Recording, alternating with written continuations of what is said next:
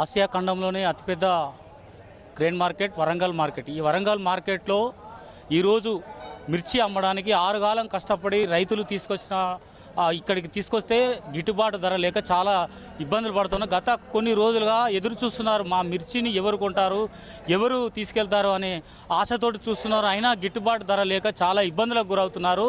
రోజులు గడుస్తున్నా కూడా ఇక్కడ మిర్చి కొనేవారు దిక్కు లేకుండా పోతుంది.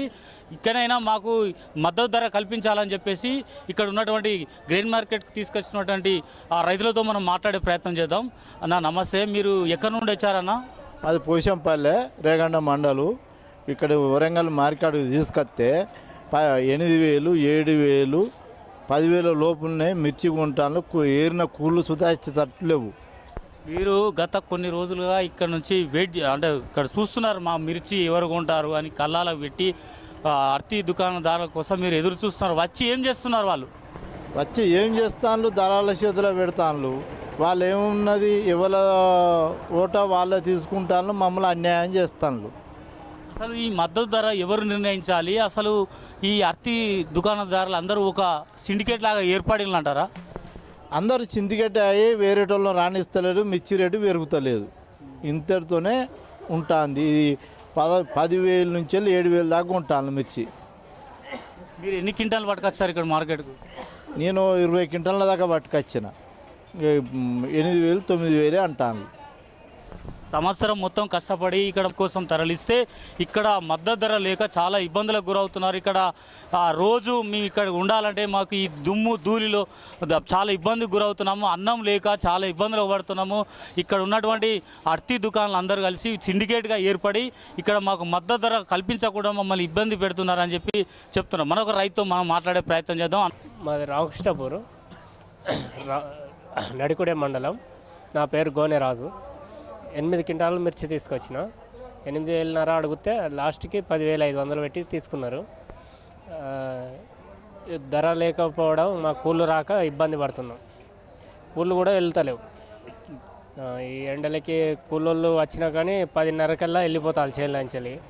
అమౌంట్ 300, 350, 400 వాళ్ళ కూలోళ్ళ వారికి వస్తాయి. ఈరోజు వేసుకొచ్చిన డబ్బులు మాత్రం కూలోళ్ళకే అవుతాయి, మాకేం మిగిలిపట్లేదు.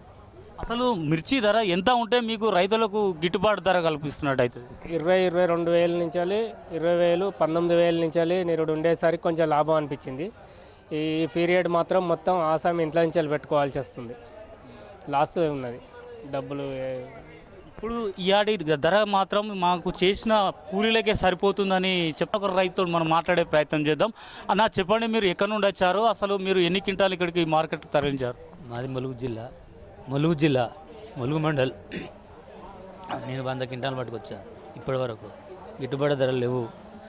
ఏమున్నా సేట్లను గుంజుకచ్చుడే తప్ప కానీ పాట పడేది లేదు. ప్రతి సంవత్సరం ఎప్పుడైనా ఒక ఇప్పుడు 341 కానీ, తేజ కానీ, దుడ్డుగా కానీ ఒక కాడిసారి పాట పాడతారు. ఆ పాట అనేది లేదు. ఏ బలు వచ్చినా కూడా గుంజుకచ్చి ఒక ధర, ఆ ధరకే నిర్ణయం. వీళ్ళు అర్థదారులను సేట్లు కుమ్మక్కయి చేస్తున్నారా, లేకపోతే అసలు రేట్లకు మరి మిర్చికి ధర లేదా, ఏదనేది రైతుకు అంతుపట్టడం లేదు. ఏంటంటే చేపట్టి గుంజుకొచ్చి ఒక ధర అని ఇస్తారు. రైతు ఏడు అమ్ముకోలేక. మార్కెట్ కమిటీ వాళ్ళు ఏం చేస్తూ ఉన్నారు? దీని మీద నియంత్రణ వాళ్ళ లేదా? నియంత్రణ అనేది కమిటీ ఈ మార్కెట్లో ఎవరికీ లేదు. ఈ మార్కెట్ చైర్మన్లకు కానీ, మార్కెట్లో ఇతరుల ఇంక చేసే వాళ్ళకి కానీ ఎవరికైనా ఇప్పుడు గత 3 నెలల కాడ నుంచి వెళ్ళి మిర్చి నడుస్తుంది. కనీసం ఒక్క రోజైనా చైర్మన్ అయినా ఎవరైనా కూడా ఎట్లా నడుస్తుంది, ఏం కథ అనేది పట్టించుకునే నాదుడు లేడు. ఎవరు కూడా ఏమనేది లేదు. అందుకే మిర్చి రైతులు చేసేటానికి కూడా ఈ కమిటీ హాల్ అనేది కూడా వేస్ట్ కథ. ఇక్కడ ఒక రైతు ఈ ఎండలో ఇక్కడ ఉంటాడు అంటే కొనుగోలుదారులకు ఎంత లాభాలు ఉన్నాయో మీరే చెప్పండి. వాళ్ళ కొనుగోలుదారులకు లాభాలు ఉన్నాయి, రైతులకు నష్టాలు ఉన్నాయి. ఇప్పుడు నేను 200 క్వింటాలు ఇస్తే 4 లక్షల రూపాయలు కొత్త కూళ్ళు అయినాయి. మనం పంట పండించిందంతా 10 లక్షలు వచ్చింది. ప్రభుత్వం ఒకటి చెప్తా ఉన్నది, రైతు లేనిదే రాజ్యం లేదు, రైతును రాజును చేయాలనే ఉద్దేశంతో మేము కృషి చేస్తామని చెప్తున్నారు. దీనికి మీరేమంటారు? రైతు మీద చేసడానికి ఏ ప్రభుత్వం కూడా చేస్తలేదు. రైతు గిట్టుబాటు ధరలు లేవు. రైతుకు నీ న్యాయం చేస్తాననేది కూడా ఇప్పుడు ఇదివరకు బీఆర్ఎస్ అయినా చేయలేదు, ఇప్పుడున్న కాంగ్రెస్ అయినా చేస్తలేదు. రైతు అనేవాడు తన కష్టం మీద నమ్ముకొని బస్తాడు కానీ రాజకీయ పరంగా కానీ లేకపోతే వాళ్ళు ఇప్పుడు అదే గవర్నమెంట్ ఉంటే ఇవాళ 10,000 ఉన్నదాన్ని 20,000 నిరుడు 21,000 22,000 ఉన్నది.